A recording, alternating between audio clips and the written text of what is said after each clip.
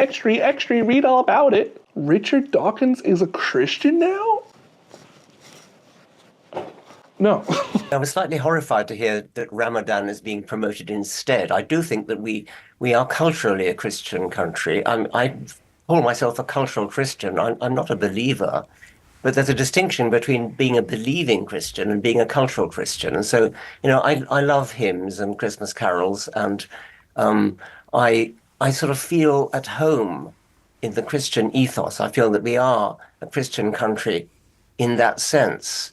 It's true that statistically, the number of people who actually believe in Christianity is going down, and I'm happy with that.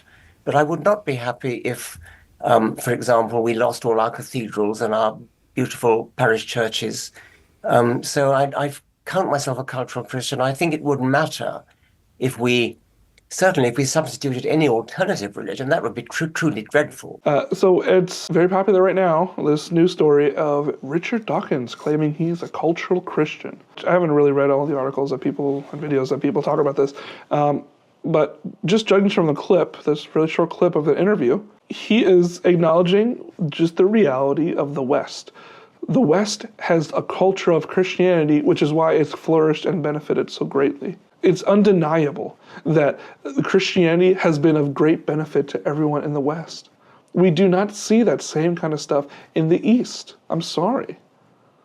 And don't even try looking at the Middle East to see the disaster that Islam brought there. Look, he's not acknowledging Christ as Lord, even though he will on Judgment Day. This is him just merely stating the truth, that he is lamenting the fact that Christianity, look, it's like he's speaking out of both sides of his mouth here. He's saying on one hand, and on one side of his mouth, he's saying that, oh, it's good that Christianity is declining, but also it'd be sad if it went away and something else took its place, like, I don't know, Islam.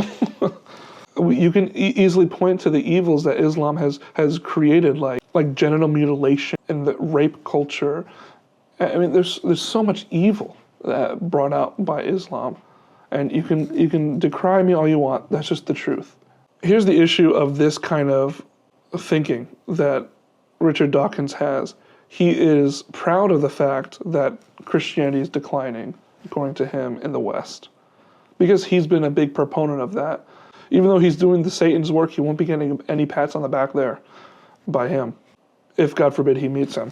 He's lamenting the fact that Christianity has gone down and being replaced with Ramadan, and Ramadan is being lifted up. And he'd be sad about the cultural loss of cathedrals being taken down and destroyed.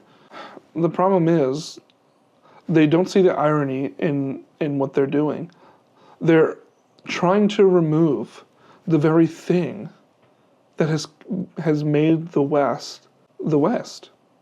It's like riding his bike and he's sticking a stick in the spokes of the tire, and then when he crashes, he cries like, why did this happen? Who did this? It's you. I mean, look, Christianity is not going anywhere anytime soon. Lots of people say, oh, in the future, in 1,000 years, in a couple hundred years, Christianity will be no more. I'm like, bro, it's withstood how much? It's withstood how much persecution in the whole world, and the more persecution, only the more it grows, believe it or not. Yeah, try talking to Christians in China. You know how many there are? All over the world, there are hidden Christians who are willing to risk their lives for this faith that they have. But the irony is, he would dance at the grave of Christianity, but then lament at the fact that something horrible took its place. But look, they tried to kill God. They tried to kill Jesus, but he rose from the dead, and he reigns on high. Christianity is not going anywhere. Whatever side you fall upon, just understand that he is he's being hypocritical here. It's like the socialists decrying and hating capitalism, but then opening up an Etsy store and using their iPhone made in China by slave labor and having all the benefits of America and all the flaws. I'm not saying America's perfect, but benefiting from the system that they hate so greatly. But if push came to shove, you better believe that they wouldn't be consistent. All these people who say defund police, but the second that they're in trouble, you think they're going to be, oh no, I'm not going to use that Nazi, blah, blah, blah. Like, absolutely they could be calling the police and asking for help. They're going to be like, you know what? We'll handle it. I don't need those stinking popo. Anyway, so those are some brief thoughts. Look, this is a quick reaction here. If you want to know some more of my thoughts, let me know. I'll make a follow-up video. All right, God bless. Have a good week.